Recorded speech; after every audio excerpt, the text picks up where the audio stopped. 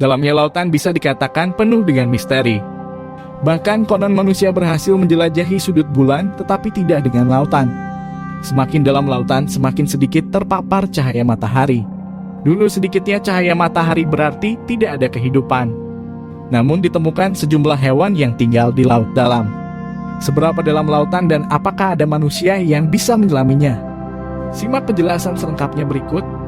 Sebelum lanjut, pastikan tempatmu nyaman buat rebahan, siapkan cemilan kesukaanmu. Ayo, kita bangun channel ini biar terus berkembang dengan cara subscribe, like, share. Terima kasih dan selamat menonton. 1. Kedalaman laut sampai ribuan meter.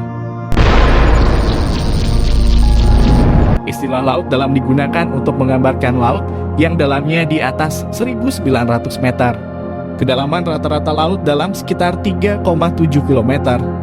Pada area ini saja cahaya yang menembus hanya sedikit, bahkan bisa jadi sangat gelap. Area di laut dibagi berdasarkan kedalamannya.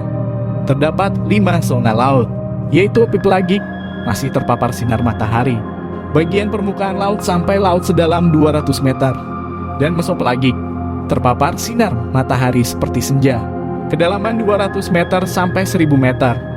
Kemudian batipelagis kurang terpapar sinar matahari seperti keadaan tengah malam pada kedalaman 1000 meter sampai 4000 meter. Lalu laut sedalam 4000 meter sampai dasar laut disebut abisopelagik yang tidak tertembus cahaya matahari. Terakhir hadopelagik yang benar-benar tidak ada cahaya matahari berada di palung laut dalam di bawah 6000 meter. 2. Bagian terdalam laut di Palung Mariana. Laut bisa begitu dalam karena adanya palung yang terbentuk dari tabrakan lempeng tektonik bumi. Peristiwa ini sama dengan terbentuknya pegunungan di daratan. Pegunungan tertinggi adalah Himalaya. Sementara, palung laut bisa lebih dalam lagi melebihi ketinggian Himalaya. Bagian terdalam lautan terdapat di dalam Palung Mariana. Lokasi Palung Mariana di Samudra Pasifik Barat dengan luas sekitar 2.600 km.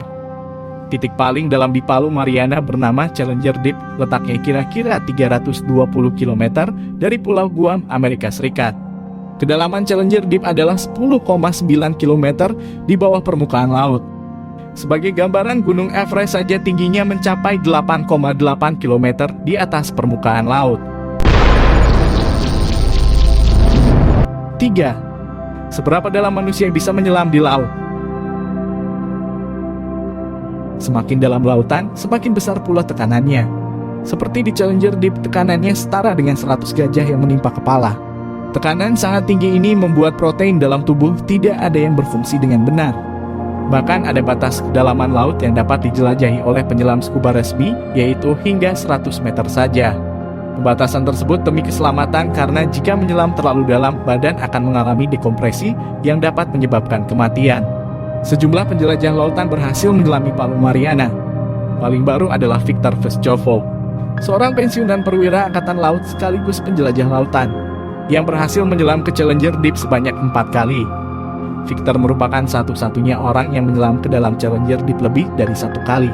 Ia melakukan penyelaman antara 28 April sampai 5 Mei 2019 menggunakan kapal selam jenis DSV Limiting Factor yang memang dibuat untuk menyelami laut terdalam. 4. Hewan yang hidup di lautan dalam. Terdapat beberapa hewan yang pernah ditemukan hidup di bagian laut dalam, seperti hiu frilled yang ditemukan di Jepang pada 2007.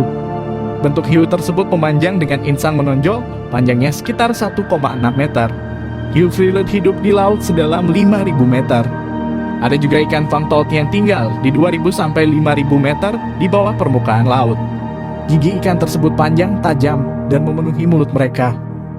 Panjang ikan fangtolk kira-kira 16 cm. Selain kedua jenis ikan tersebut, masih banyak lagi hewan yang ditemukan hidup di laut dalam.